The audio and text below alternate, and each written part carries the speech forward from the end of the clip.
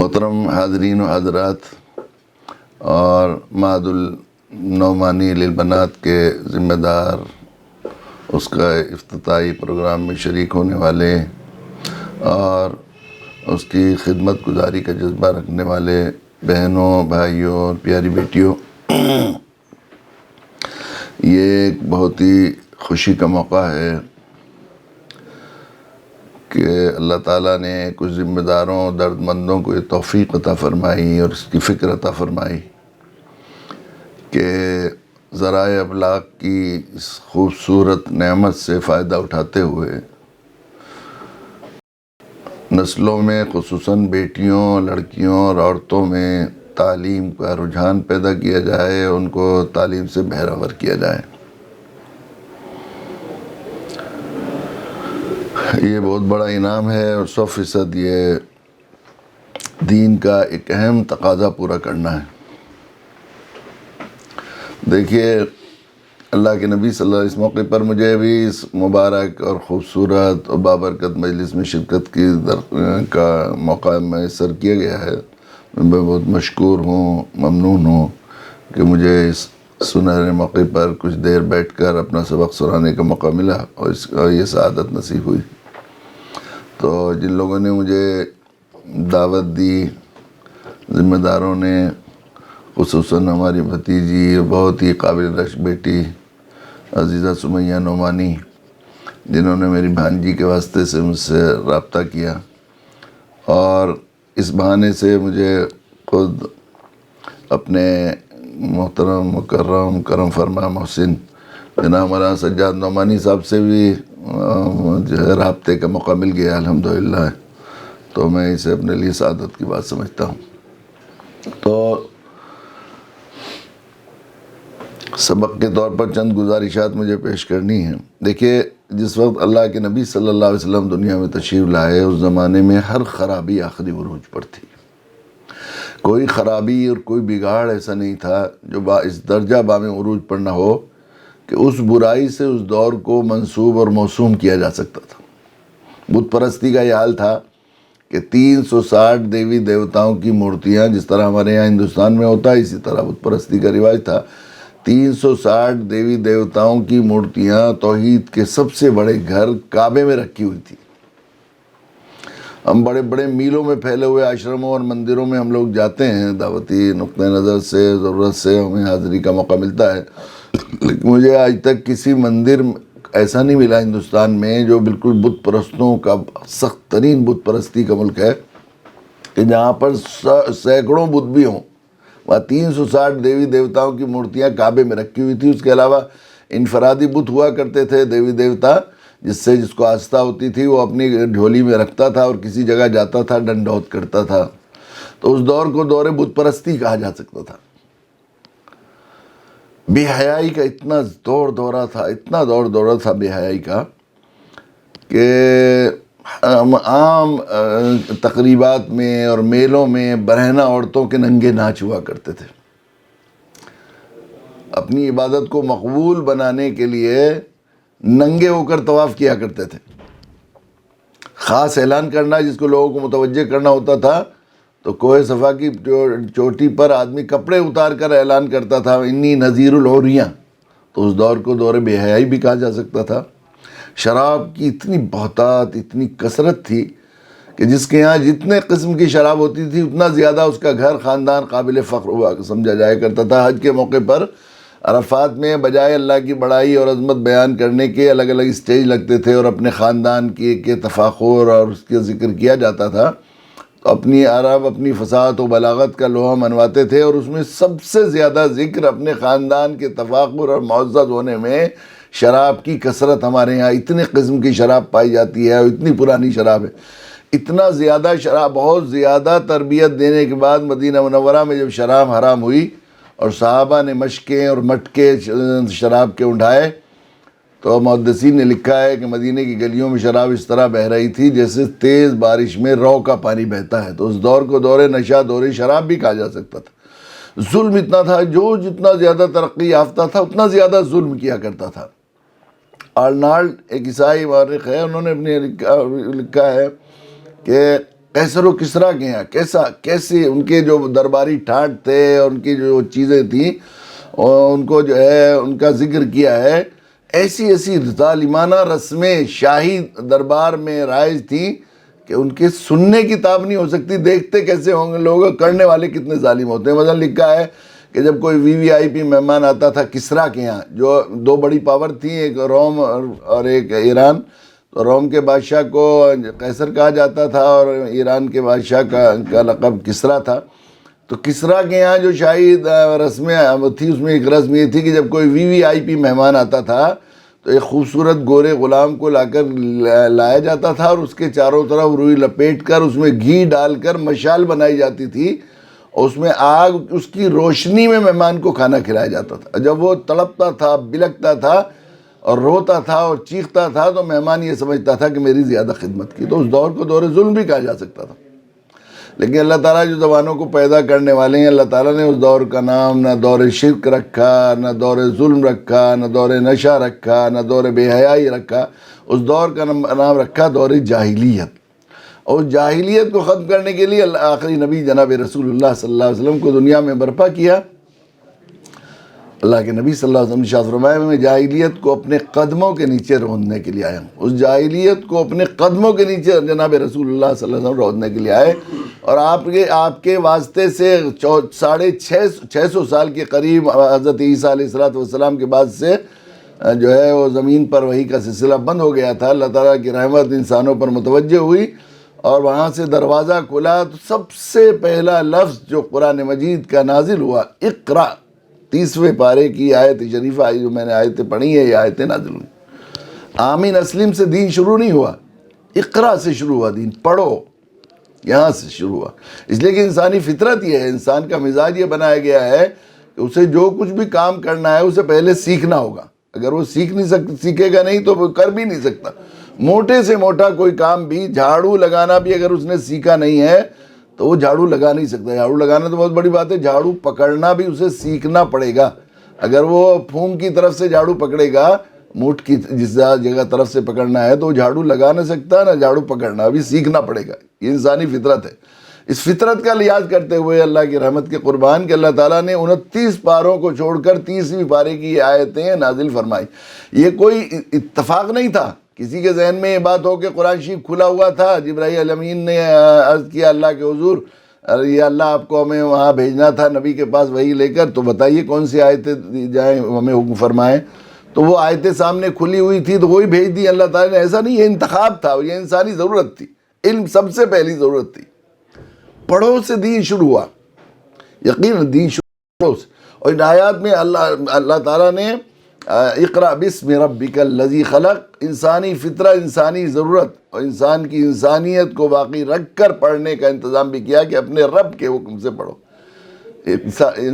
اقرا بسم ربک الذی خلق خلق الانسان من علق اقرا وربک الاکرم الذی علم بالقلم علم الانسان ما لم یعلم.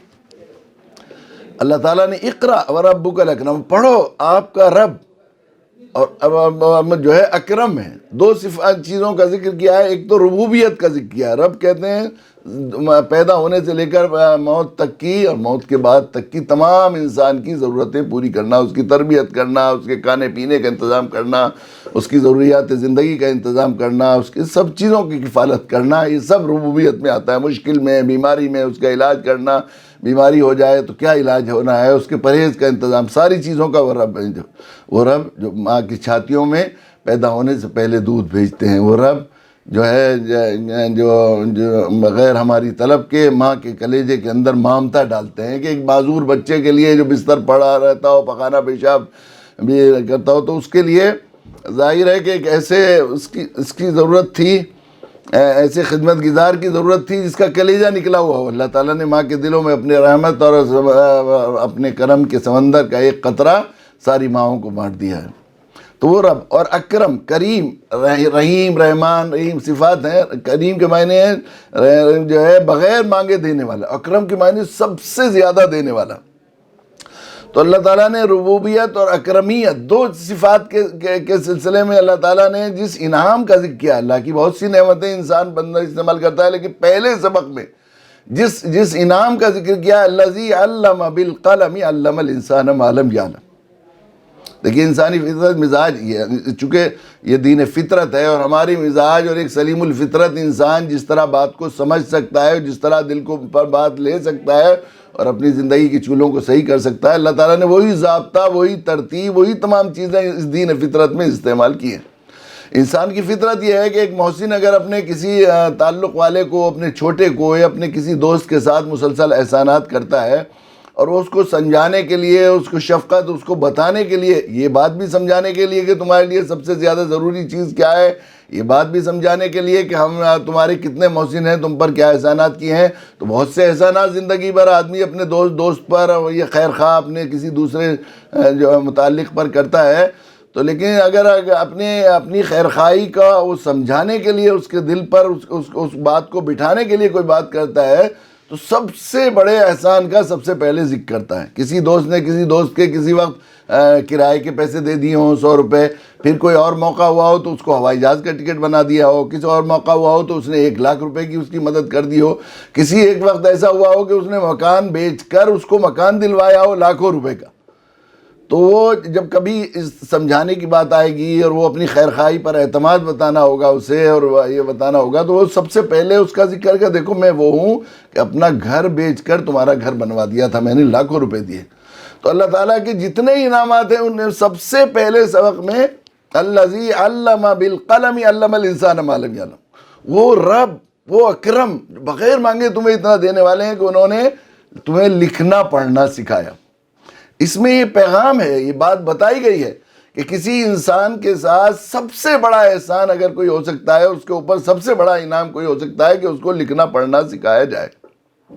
اس سے یہ بات بھی ہوئی کہ اپنے بچوں کے لیے، اپنے چھوٹوں کے لیے، اپنی نسلوں کے لیے، امت مسلمہ کے لیے، انسانیت کے لیے اگر کوئی انسان سب سے بڑا احسان کرنا چاہتا ہے، اور اپنے والدین کا اپنے بچوں کے ساتھ سب سے بڑا کوئی احسان اور ان کے ساتھ سب سے بڑی شفقت اور رحمت اگر کوئی ہو سکتی ہے، وہ ہو سکتی ہے کہ ان کو لکھنا پڑھنا سکھائے. اس سے بات بھی معلوم ہوئی ہے کہ والدین سب سے بڑی حق تلفی اور سب سے بڑی درندگی اور سب سے بڑا ظلم اپنی نسلوں کے ساتھ یہ ہے کہ ان کو لکھنے پڑھنے سے جاہل رکھا جائے، لکھنے پڑھنے سے محروم رکھا جائے.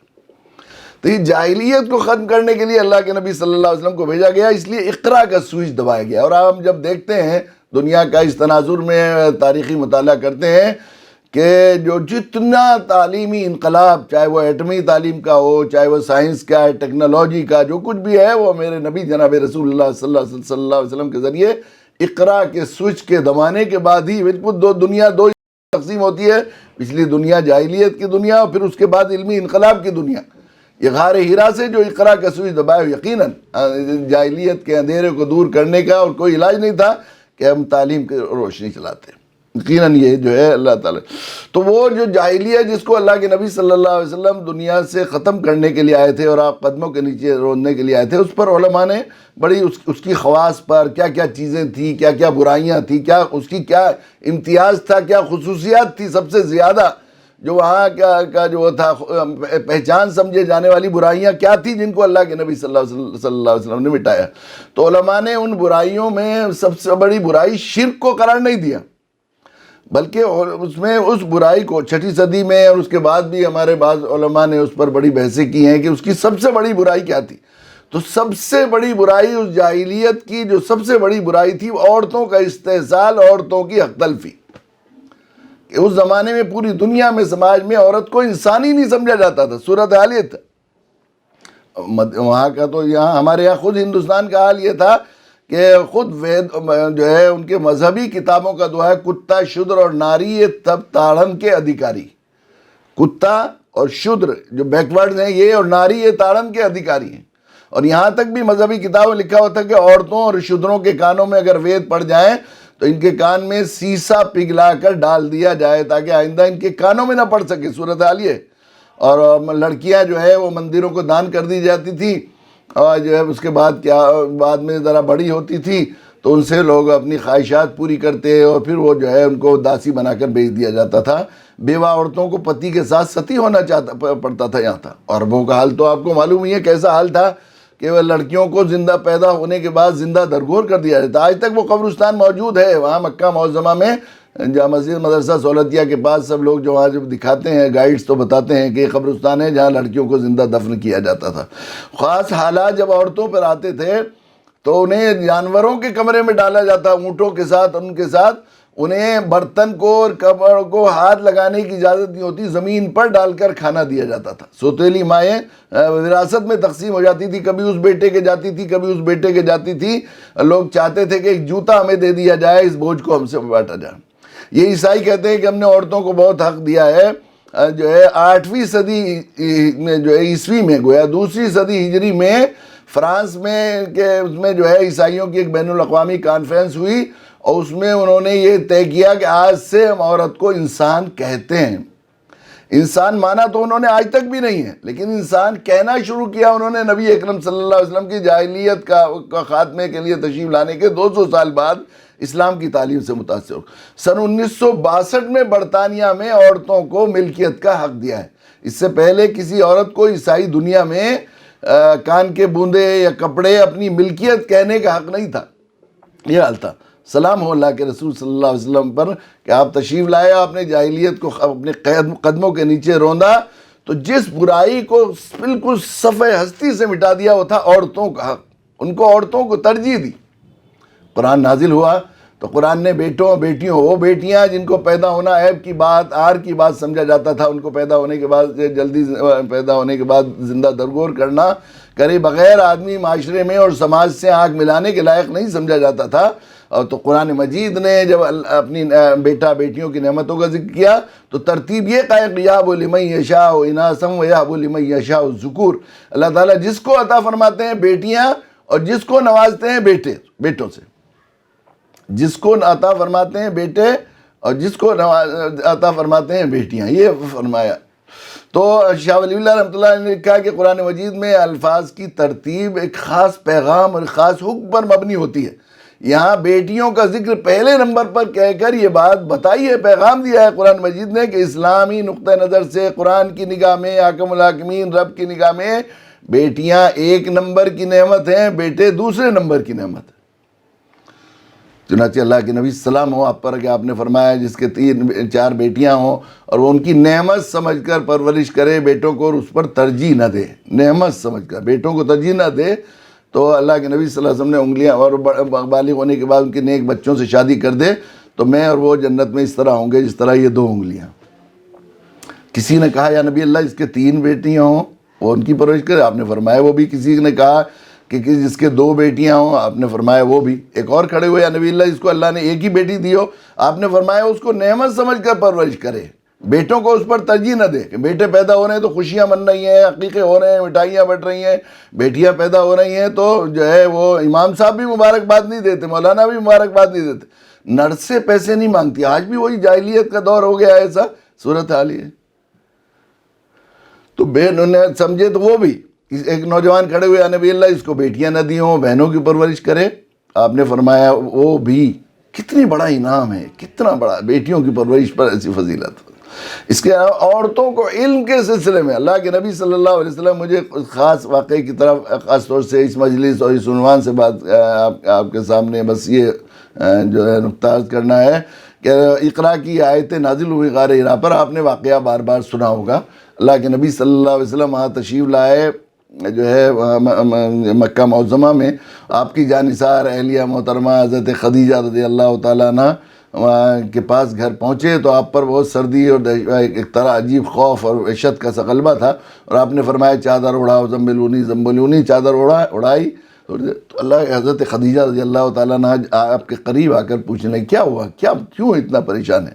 تو اللہ کے نبی صلی اللہ علیہ وسلم نے فرمایا خدیجہ مجھے اپنی جان کا خطرہ ہے، اور وہ پورا واقعہ وہاں کا پورا بتایا. قرآن کی آیتیں حضرت خدیجہ رضی اللہ تعالیٰ عنہ کو سنائی. حضرت خدیجہ رضی اللہ تعالیٰ عنہ چونکہ ایک زمانے سے آپ کے کیریکٹر کردار کا معائنہ کر رہی تھی.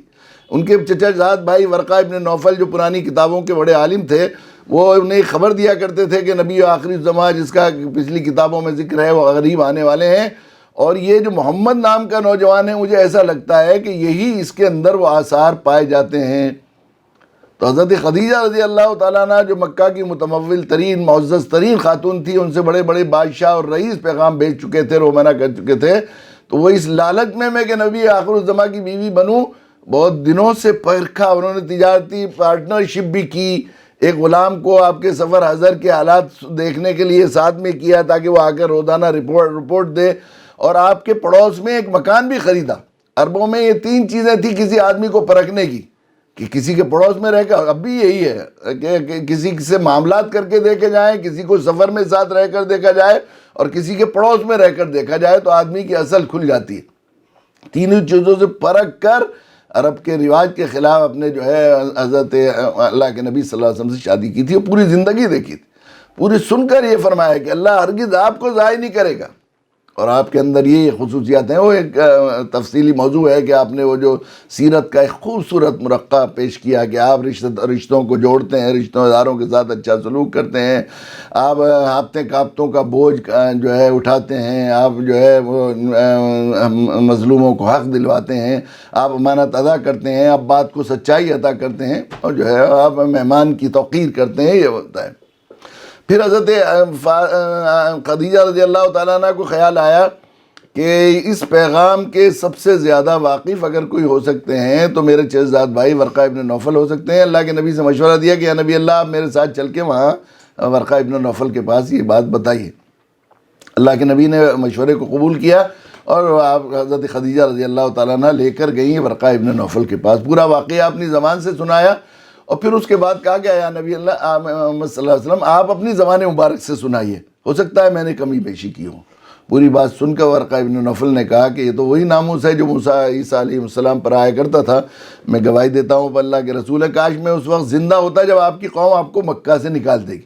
اللہ کے نبی صلی اللہ علیہ وسلم حیرت میں پڑ گئے کہ میری قوم مجھے مکہ سے نکال دے گی۔ اس وقت پورے مکہ میں سب سے محبوب شخصیت اور آنکھوں کے تارا اور دل کی ٹھنڈک جس شخصیت سے ہر مکے والے کی وابستہ تھی، وہ اللہ کے نبی صلی اللہ علیہ وسلم۔ ساری امانتیں آپ کے پاس رکھواتے، اور جھگڑا ہوتا تو آپ سے فیصلہ کرواتے، کوئی دعوت ہوتی تو سب سے پہلے اللہ کے نبی حضرت محمد صلی اللہ علیہ وسلم کو بلایا جاتا تھا۔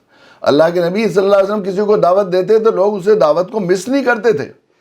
یہاں تک لکھا ہے سیرت کی کتابوں میں کہ آپ سفر کے لیے تشریف لے جاتے تھے، اور سفر میں آنے میں ذرا تاخیر ہو جاتی تھی، کہ وہ کشتی کے سفر ہوتے تھے، اونٹ کا سفر ہوتے تھے، پیدل سفر ہوتے تھے، آنے میں تاخیر ہو جاتی تھی، تو ابو جہل، ابو لہب جو آپ کے بعد میں بدترین دشمن ہوئے، ان کا حال یہ تھا کہ وہ مکہ کے باہر دروازے راستے پر آ کر راستے تکنے لگتے تھے، اور عشقیہ ہجریہ اشعار پڑھتے تھے، اس مفہوم کے کہ محمد صلی اللہ علیہ وسلم تم کہتے تو ہو 8 دن میں آؤ گے اور آتے نہیں ہو، تمہیں معلوم نہیں کہ مکہ تمہارے بغیر کتنا سونا ہو جاتا۔ اتنی محبوبیت اللہ کے نبی صلی اللہ علیہ وسلم کی ایک ایک شخص، مرد عورت کے دل میں مکہ معظمہ کے اللہ نے ڈالی ہوئی تھی۔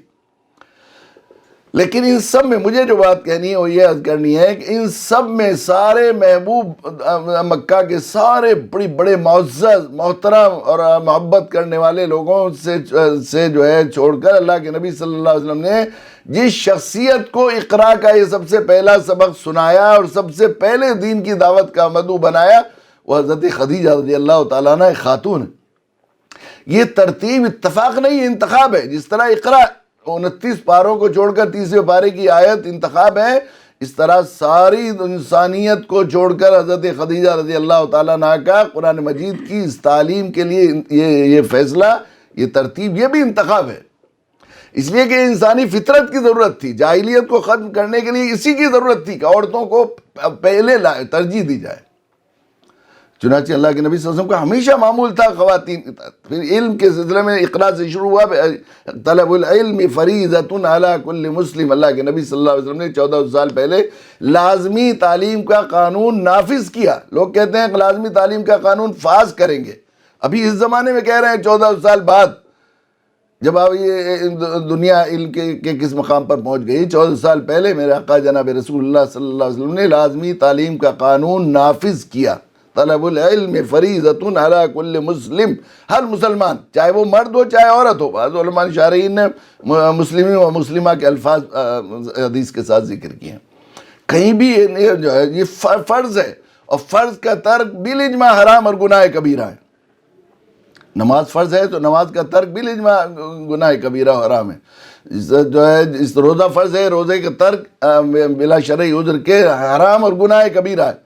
تو شرعی ضابطے اور قاعدے کے ساتھ جس طرح نماز نہ پڑھنا حرام ہے، نماز کا ترک کرنا چھوڑنا حرام ہے، روزہ نہ رکھنا حرام ہے، شراب پینا حرام ہے، جوا کھیلنا حرام ہے، سور کھانا حرام ہے، اس طرح جاہل رہنا کسی مسلمان مرد یا کسی مسلمان عورت کا اسلام کی شریعت کے نگاہ میں گناہ کبیرہ حرام ہے، اس لیے ترک فریضہ ہے۔ تو علم کی اتنی، اور اس میں پھر عہد نبوی کے تعلیمی نظام میں اللہ کے نبی صلی اللہ علیہ وسلم نے صرف پہلی وحی کے سلسلے میں یہ طریقہ اختیار نہیں کیا کہ عورتوں کو ترجیح دی ہو اور عورتوں کو خصوصیت سے تعلیم کے سلسلے میں وہ کیا ہو، بلکہ ہمیشہ عہد نبوی کے تعلیمی نظام میں ڈاکٹر حمید اللہ صاحب نے وضاحت کی ہے کہ اللہ کے نبی صلی اللہ علیہ وسلم کا معمول تھا کہ جب قرآن کی آیتیں نازل ہوتی تو آپ جو ہے کاتبان وحی کو بلا کر جو ہے وہ لکھوایا کرتے تھے۔ ان کاتبان وحی میں مرد صحابہ کے ساتھ خواتین صحابیات بھی ہوتی تھی، ان کے نام بھی ذکر کیے گئے۔ پھر ایک تعلیم کی مجلس ہوتی تھی جس میں مرد سامنے ہوتے تھے اور عورتیں پیچھے ہوتی تھی، آپ ان کو وہ کرواتے تھے، حفظ کی تعلیم ہوتی تھی، پھر اس کے معنی مطالب بتاتے تھے، تو یعنی عالمیت کی تعلیم ہوتی تھی، پھر اس سے مسائل ارشاد فرماتے تھے۔ تو یہ افتاء کی تعلیم بھی اسی کلاس میں ہوتی تھی لگاتار، ڈاکٹر صاحب نے لکھا ہے۔ پھر اس کے بعد ایک الگ سے کلاس ہوتی تھی جس میں صرف خواتین ہوتی تھیں، اس میں سامنے ازواج مطہرات اور بنات مطہرات ہوتی تھی اور پیچھے اور صحابیات پردے کے پیچھے ہوا کرتے۔ تو انہوں نے لکھا ہے کہ عہد تعلیمی نظام میں کہ عورتوں کے لیے دگنی تعلیم کا انتظام تھا، چنانچہ اس کا نتیجہ تھا کہ صحابیات اور خصوصاً ازواج مطہرات کیسی علم تھی، خصوصاً حضرت عائشہ رضی اللہ تعالیٰ انتہائی جینیس تھی اور وہ بہت ذہین بھی تھی، قوت حافظہ بھی بلا کا تھا، اس لیے اللہ کے نبی صلی اللہ علیہ وسلم کی صحبت میں رہنے کا موقع ملا اور آپ نے کسی دین کو سیکھنے کا موقع ملا، اس لیے اللہ کے نبی صلی اللہ علیہ وسلم نے ارشاد فرمایا کہ آدھا دین عائشہ سے سیکھو، آدھا دین تمام صحابہ کو، آدھا دین عائشہ سے سیکھو۔ اور یہ بعد میں جناب رسول اللہ صلی اللہ علیہ وسلم کے وصال کے بعد صحابہ کو جب بھی کسی مسئلے میں مشکل پڑتی تھی اور اس سے قرآن و حدیث سے کوئی مسئلہ مستنبط نہیں ہوتا تھا اور مسئلے کا حل نہیں نکلتا تھا، تو سب کی نگاہیں اس بات کی طرف جاتی تھی کہ اماں عائشہ کے پاس چلتے ہیں، وہاں یہ مسئلے کا حل نکلے گا۔ چنانچہ کتنے واقعات باقاعدہ ڈاکٹر حمید اللہ صاحب نے وہ کتاب ترتیب کی ہے ان حدیث پر، ان واقعات پر کہ صحابہ مسئلے میں الجھے ہوئے تھے اور حضرت عائشہ رضی اللہ تعالیٰ عنہ کے پاس گئے، 133 یا 136 کچھ ایسے مقامات بار ایسا ہوا کہ صحابہ کو نہیں ہوا، وہ قرآن کی کوئی آیت پڑھ دیتی تھی یا کوئی حدیث سنا دیتی تھی تو صحابہ کہتے تھے کہ یہ آیت آج ہی نازل ہوئی، حالانکہ ہم کب سے قرآن مجید میں پڑھتے آئے ہیں کہ اس سے یہ مسئلہ بھی نکل سکتا ہے۔ ایک دفعہ بھی ایسا نہیں ہوا صحابہ کرام کو کہ حضرت عائشہ رضی اللہ تعالیٰ عنہ کے پاس علمی مسئلے کے حل کے لیے گئے ہوں اور وہاں سے مایوس لوٹے ہوں۔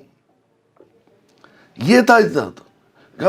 تو ہمیں جو ہے مگر اب ہم لوگ پھر جاہلیت کی طرف لوٹ کر آئے ہیں، صورتحال یہ ہو گئی ہے، پھر ایک انقلاب کی ضرورت ہے، جاہلیت کو اپنے قدموں کے نیچے روندنے والے کچھ اشخاص مجدد کی کسی ضرورت ہے جو آئے بالکل اسی طرح جس طرح جناب رسول اللہ صلی اللہ علیہ وسلم کی حیات میں یہ بات تھی کہ جو ہے وہ ہو جاتا تھا عورتوں کو، لڑکیوں کو پیدا ہونے کے بعد زندہ درگور کر دیا جاتا تھا، پیدا ہونے سے پہلے زندہ درگور کر دیا جاتا ہے۔ اسی طرح عورتوں کا استحصال ہے، لڑکی پیدا ہونے ہم نے دیکھا اچھے اچھے خاندانوں میں شریف عورتیں روتی ہیں بیٹیاں پیدا ہونے پر، کتنا المیہ ہے وہ، جو اتنی بڑی نعمت ہے، اتنا بڑا انعام ہے، ایسا ہو گیا۔ اور خصوصاً تعلیم کے سلسلے میں بھی یہ بات ہے، ہر دارالفتہ میں ہمارے جاہلیت کی طرف آنے کی اس سے بڑی اور کیا بات ہو سکتی ہے کہ ہم لوگ اسلام کے نام پر جاہلیت کو، اسلام کو بدنام کر رہے ہیں جاہلیت کے نام پر، کہ ہر دارالفتہ میں ہر ہفتے عشرے میں ایک نہ ایک استفتاء ضرور ملے گا آپ کو، ضرور فتویٰ، جس میں سائل نے یہ سوال کیا ہے کہ لڑکیوں کو اعلیٰ تعلیم دی جا سکتی ہے کہ نہیں دی جا سکتی ہے، لڑکیوں کے مدرسے میں بچوں کو لڑکیوں کو پڑھایا جا سکتا ہے کہ نہیں پڑھایا جا سکتا ہے۔ مفتی اللہ کے نبی صلی اللہ علیہ وسلم کے گھر میں حضرت عائشہ رضی اللہ تعالیٰ عنہ قرآن کی حافظہ بھی تھی اور اللہ کے نبی صلی اللہ علیہ وسلم نے انہیں حفظ کرایا تھا، ساری آیتیں انہوں نے ان سے یاد کی تھی۔ لیکن یہ صورت ہے، ایک حدیث ہے، بعض علماء نے کہا ہے حدیث ہے، بعض نے کہا ہے صحابہ اثر ہے، یعنی صحابی کا قول ہے۔ صحابہ کرام رضی اللہ تعالیٰ عنہ اجمعین بھی اپنی طرف سے کچھ نہیں کہتے جب تک کہ اللہ کے نبی صلی اللہ علیہ وسلم سے کچھ اس کی اصل نہیں ملتی تھی۔ بہت مشہور جو ہے وہ سنتے ہیں اطلب العلم جو ہے من المہدی الی اللحد، علم حاصل کرو ماں کی گود سے لے کر جو ہے اس تک قبر تک۔ تو اس سلسلے میں ہماری یہ بھی عورتوں کے استحصال، عورتوں کے حق کو نہ سمجھنے کی بات ہے، اور تعلیم میں عورتوں کی اہمیت کو سمجھنے کی بات ہے کہ علماء اس حدیث پر اس اثر کے بارے میں مسلسل تقریریں کرتے ہیں علمی مجلسوں میں، یا اس حدیث پاک اگر ہے تو حدیث پاک پر بھی تو مسلسل تذکرہ کرتے ہیں، لیکن اس پس منظر میں صرف کہ علم مسلسل حاصل کرتے رہو پیدا ہونے سے لے کر موت تک، اس میں کوئی شک نہیں کہ اس کا یہ بھی ہے، علماء نے یہ بھی اس کے معنی نکالے ہیں کہ علم کی کوئی بے نہائی، علم تو خدا کی صفت ہے، اس کی کوئی حد نہیں ہے، زندگی بھر علم حاصل کرنا ہے۔ اور جو دن، اور بعض علماء نے یہ تک بھی لکھا ہے، ہمارے کسی علماء دیوبند میں سے کسی کا قول پڑھا میں نے، کہ جو دن کسی مسلمان نے اس طرح پر گزارا کہ اس نے علم کا کوئی حصہ نہیں حاصل کیا پورے دن، کوئی حدیث پاک، کوئی مسئلہ، کوئی خیر کی بات، کوئی بھلی بات کوئی نہیں حاصل کی جس دن، تو اس نے اس فرمان رسالت کے جو ہے تعمیل کے خلاف حکم عدولی میں وقت گزارا، نافرمانی میں وقت گزارا، اس نے حکم نہیں مانا، حکم دیا گیا ہے امر کے صیغے میں اطلبوا العلم، لیکن اس کا بڑا پیغام اس کی طرف کبھی خیال بھی نہیں آتا کہ جو ہے ماں کی گود سے علم حاصل کرنا شروع کرو۔ اس میں پہلے پیغام یہ ہے کہ ماں کی گود کو مدرسہ بناؤ۔ ماں کی گود جب مدرسہ بنے گا، جب ماں مدرس بنے گی، اور مدرس جب بنے گی، معلم جب بنے گی، جب اس سبجیکٹ میں مہارت حاصل کرے گی، کوئی بھی کسی سبجیکٹ کا، مجھے بس یہ بات عرض کرنی ہے، ہمارے حضرت مولانا تشریف رکھتے ہیں، بڑی خوشی کی بات ہے کہ وہ موضوع کے سلسلے میں ہم سب کو جو ہے سیر حاصل بات کریں گے۔ یہ بات کہ بس یہی میرے ذہن میں اس وقت ایک سبق تھا جس کو میں یہ یاد کرنا چاہتا ہوں کہ معلم صرف وہی بنایا جاتا ہے جو اس سبجیکٹ میں مہارت رکھتا ہے۔ قرات کا استاد اسے بنایا جاتا ہے جو بہترین قاری ہو، فزکس کا استاد اس کو بنایا جاتا ہے فزکس میں اس نے پی ایچ ڈی کیا ہو یا ماسٹرز کیا ہو، اچھا ماہر ہو۔ انگریزی کا استاد اسے بنایا جاتا ہے جو انگریزی میں ماہر ہو۔ تو یعنی جو ہے ناقص علم نہ ہو عورتوں کے پاس، ماں مدرس بنے گی، اور یہ بلا شبہ سے یہ انسانی فطرت کی ضرورت ہے۔ انسانی دیکھیے جس ماحول میں آدمی رہتا ہے اس ماحول سے متاثر ہوئے بغیر نہیں رہتا۔ بعض لوگ کہتے ہیں کہ ہم بہت مضبوط ہیں، کیسے مخالف ماحول میں بھیج دیجئے، یہ بغیر فطری بات کہتے ہیں۔ سخت گرمی کے موسم میں ایک شخص اگر کمبل اوڑھ کر آئے تو آپ سمجھیں گے بیمار ہے، بخار کب سے ہوا ہے۔ سخت سردی کے موسم میں اگر ایک آدمی کپڑے اترے ہوئے بنیان میں باہر ٹہل رہا ہے سردی میں تو آپ سمجھیں گے پاگل ہے، یا اس کے جسم میں کوئی ایسی بیماری ہے جس کی وجہ سے آگ اتنی گرمی ہو رہی ہے۔ تو ماحول سے متاثر ہونا چاہیے۔ جانوروں کی صحبت سے اثر ہوتا ہے، درختوں کی صحبت کا بھی اثر ہوتا ہے۔ ماہرین نفسیات نے لکھا ہے کہ جس علاقے میں پھلدار درخت زیادہ ہوتے ہیں وہاں کی طبیعتوں میں جھکاؤ اور بول چال ہر چیز میں نرمی پائی جاتی ہے، اور جہاں خاردار درخت زیادہ ہوتے ہیں تو وہاں کی طبیعتوں میں بہت سختی اور کرختگی ہوتی ہے۔ تو ماحول اگر علمی کا ہوگا تو جو ہے تعلیم کا ہوگا تو آدمی جاہلیت سے نکلے گا۔ اور ماحول بنانے کے لیے اگر گھر میں خواتین بناتی ہیں، گھر سے بنتا ہے ماحول معاشرے کا، گھر ایک یونٹ ہے، اور گھر کا ماحول بنتا ہے عورتوں سے، خواتین سے، خصوصاً ماں سے۔ اس لیے ماہرین نفسیات نے کہا ہے کہ ایک مرد کو پڑھانا ہے، ایک فرد کو پڑھانا ہے، ایک عورت کو پڑھانا ہے، ایک خاندان کو پڑھانا ہے۔ صحیح بات یہ ہے کہ دو خاندانوں کو پڑھانا ہے۔ جس خاندان میں گئی ہے اس میں بھی پورا اثر ڈالتی ہے عورت، اور جس خاندان سے آئی ہے اس پر بھی وہ اثر رہتا ہے، یعنی اپنی میکے بھی اپنی سسرال پر بھی۔ اس لیے عورتوں کی تعلیم کی اہمیت بہت زیادہ ہے۔ بہت ہی مبارکباد کے مستحق ہیں لوگ، اللہ کا شکر ہے کہ یہ سلسلہ شروع کیا گیا ہے۔ خصوصاً یہ جو ہے آج کا یہ دور جس میں آدمی جو ہے زمانہ ایسا ہے کہ جانوروں کو علم دے کر ان کو بریگیڈیئر افسر بنایا جا رہا ہے۔ آپ کو معلوم ہے پریزیڈنٹ آف امریکہ یا ہندوستان آئے تھے تو ان کے ساتھ کتے آئے تھے جو باقاعدہ افسر تھے، ان کے فوجی افسر تھے، یہ زمانہ تھا۔ تو جانوروں کے جاہل آدمی کو گھاس کھودنے کی اجازت نہیں دی جائے گی، ایسا علمی انقلاب کا دور ہے یقیناً۔ تو اس دور میں آدمی علم تو حاصل کر رہا ہے، مجبور ہے، عورتوں مردوں کو ہمیں علم حاصل کرانا ہے، لیکن اگر وہ دینی علم کے بغیر پڑھیں گی تو پھر صورتحال جو آج کل ہو رہی ہے وہ جو ہے ان کے دینی تعلیم کا، ان کی تربیت کا، ان کا اس میں رب کے ساتھ اس علم کو جوڑنے کا اگر یہ سلسلہ نہ ہوا تو یقیناً وہ علم بجائے جو ہے انسان کو انسانیت کی خدمت سکھانے کے، انسانیت کی ہلاکت کے اور انسانیت کو تباہی کی طرف لے جائے گا۔ اس کے لیے ضروری ہے، یہ بات صحیح ہے، پہلے پیغام میں اس میں رب سے علم کو جوڑ کر یہ بات کہی گئی ہے کہ انسانیت کی بڑی ضرورت ہے کہ اس کو جو ہے جلوت میں اور خلوت میں اللہ کی یاد اور اللہ سے تعلق اس کا وابستہ رہے گا، تبھی اس کا علم اور اس کی پوری صلاحیت ہے، اس کے سارے فنون اور جو کچھ اس کے پاس ہے وہ انسانیت کے نفع کے لیے اور انسانیت کی خیر خواہی میں استعمال ہو سکے گا۔ اب یہ المیہ ہے کہ جو صورتحال آج کل کے زمانے میں چل رہی ہے، خصوصاً دینی تعلیم کے فقدان سے اور مسجدوں سے خصوصاً، مجھے تو ایسا لگتا ہے کہ مسجدوں سے عورتوں کے انخلا اور عدم وابستگی کی وجہ سے، تو مردوں کو تو کچھ نہ کچھ مسجد کے واسطے سے دین کی بات کانوں میں پڑتی رہتی ہے، تعلیم ہوتی ہے، مواعظ ہوتے ہیں، پروگرام ہوتے رہتے ہیں، لیکن خواتین اس سے محروم رہتی ہیں۔ تو اس زمانے میں جیسے جیسے زمانہ ہو رہا ہے، اس زمانے میں عورتوں کی تعلیم اور خصوصاً دینی تعلیم کے سلسلے میں عورتوں کی فکر کی پہلے سے زیادہ جنگی پیمانے پر ضرورت ہے۔ ان کو ان کے حقوق بھی بتائے جائیں، ان کو فرائض بھی سمجھائے جائیں اسلام نے جو دیے ہیں۔ اب اس زمانے میں پہلے کے مقابلے میں ان کی اہمیت بہت زیادہ بڑھ گئی ہے، تو یہ جو ہے بہت بڑا کار خیر ہے جو شروع کیا جا رہا ہے۔ اس ذرائع ابلاغ کی ایجاد نے ہمیں اتنا آسان کر دیا ہے، ہم ان کے لیے ہدایت کی دعا بھی کرنی چاہیے جن لوگوں نے اس ایجاد کیا اور ہمارے لیے آسانی پیدا کر دی ہے کہ ہم گھر بیٹھے دینی جانے آنے اور سفر کی صعوبتیں اور جو مشقتیں اور جو خطرے ہیں خواتین کے گھر سے باہر نکلنے کے، ان سے بچ کر ہم گھر میں بیٹھ کر تعلیم حاصل کر سکتے ہیں۔ اللہ تعالیٰ اس سلسلے کو بہت مبارک کرے۔ میں ذمہ داروں کو دل کی گہرائی سے مبارکباد دیتا ہوں، اور چونکہ مجھے تو صرف حاضری اور شرکت کے لیے اس میں شامل ہونا تھا، ہمارے حضرت تشریف رکھتے ہیں، انشاءاللہ ہم لوگ توجہ کے ساتھ ان کے بیان سے مستفید ہوں گے۔ اللہ تعالیٰ اس سلسلے کو بہت مبارک کرے، بے حد قبول کرے۔ وآخر دعوانا الحمدللہ رب العالمین۔